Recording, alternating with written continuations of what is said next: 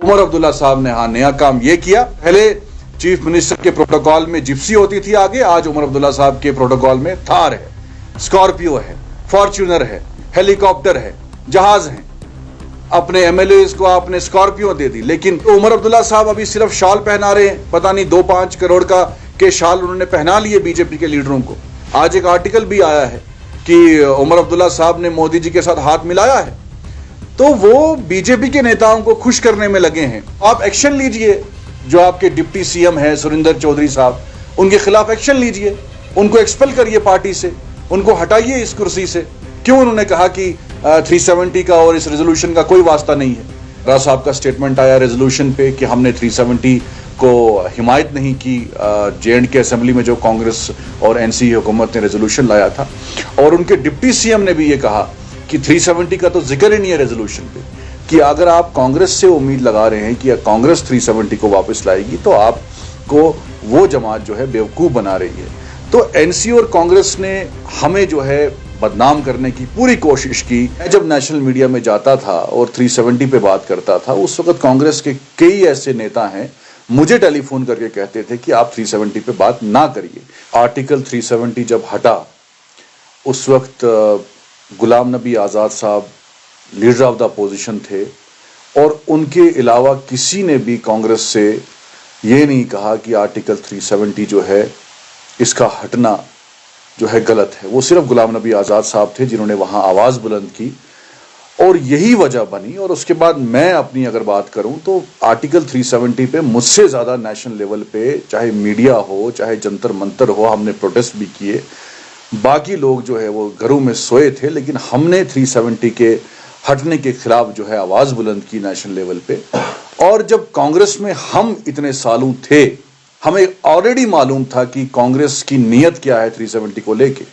मैं जब national media में जाता था और 370 पे बात करता था, उस वक्त कांग्रेस के कई ऐसे नेता हैं मुझे टेलीफोन करके कहते थे कि आप 370 पे बात ना करिए। 370 जब हटा, उसके बाद ही जो है आज़ाद साहब ने ये बयान दिया। लेकिन हमारा यही मानना था कि बीजेपी से कोई उम्मीद आप लगा नहीं सकते। बीजेपी ने कैटेगोरिकली कहा कि हम 370 को रिस्टोर नहीं करेंगे, और कांग्रेस का भी इंटेंशन साफ है। और आज खाड़गे साहब ने तो कह ही दिया कि हमने 370 को दफन कर दिया है। उसके बाद करा, तो इसलिए उन्होंने आज़ाद साहब को बदनाम किया, हमें बदनाम किया कि ये मिसलीड कर रहे हैं, ये जी शायद बीजेपी की बोली बोल रहे हैं। लेकिन हमने जो है पहले दिन से कहा कि ये जमातें आपको बेवकूफ़ बना रही है। और मेरी भी वजह जो है, अहम वजह कांग्रेस को अलविदा कहने की यही बनी कि उनका 370 पे कोई स्टैंड ही नहीं था। हमें लोगों को जवाब देना था। कांग्रेस हमें रोकती थी जब हम कांग्रेस में थे कि आप 370 पे मत बोलिए। अगर हम 370 पे आवाज़ नहीं उठाते तो जम्मू कश्मीर में हम किस मुंह से आते, किस मुंह से लोगों तक जाते। आज एनसी भी एक्सपोज हुई है, आज कांग्रेस भी एक्सपोज हो गई है। अब मुझे बताइए, नेशनल कॉन्फ्रेंस कहती है कि हमने रेजोल्यूशन लाया, तो उस रेजोल्यूशन में आपके ही डिप्टी चीफ मिनिस्टर सुरेंद्र जी कह रहे हैं कि इसमें 370 का जिक्र ही नहीं है। तो अगर एनसी जो है सीरियस है 370 को लेके, वो कहते हैं, रउल्ला साहब ने भी कहा कि भाई कांग्रेस को जो है इसको जो है गलत नज़रिए से नहीं पेश करना चाहिए। तो आप आज़ाद साहब से मिल रहा है, वो सब कह रहे हैं कि जनाब अगर जम्मू कश्मीर की सियासत में कोई ईमानदार और सच्चा आदमी है वो सिर्फ गुलाम नबी आज़ाद साहब कर रहे हैं। ये मिसलीड कर रहे हैं कि भाई हम 370 लाएंगे। 370 आप यहाँ सुप्रीम कोर्ट से ला सकते हैं। नेशनल कॉन्फ्रेंस का कोई भी लीडर सुप्रीम कोर्ट नहीं किया, जो अपील उन्होंने जजमेंट में नहीं दी। और दूसरा ये है कि अगर आपने अलायंस किया था जम्मू कश्मीर में कांग्रेस के साथ, आपने पहले कॉन्फ्रेंस में क्यों नहीं लिया कांग्रेस को? उनसे लिख के क्यों नहीं लिया कि भाई एजेंडा ऑफ अलायंस क्या होगा? उनसे भी हमने सवालात किए कि आपने बीजेपी और पीडीपी की हुकूमत में बहुत गलत किया, लेकिन उन्होंने कहा कि हमारा एजेंडा ऑफ अलायंस था। तो कांग्रेस और एनसी का एजेंडा ऑफ अलायंस क्या था? क्या एनसी जो है उनसे ये चीज लिखित में नहीं ले सकती थी कि भाई अगर आप 370 को सपोर्ट करेंगे तब हम आपके साथ अलायंस करेंगे?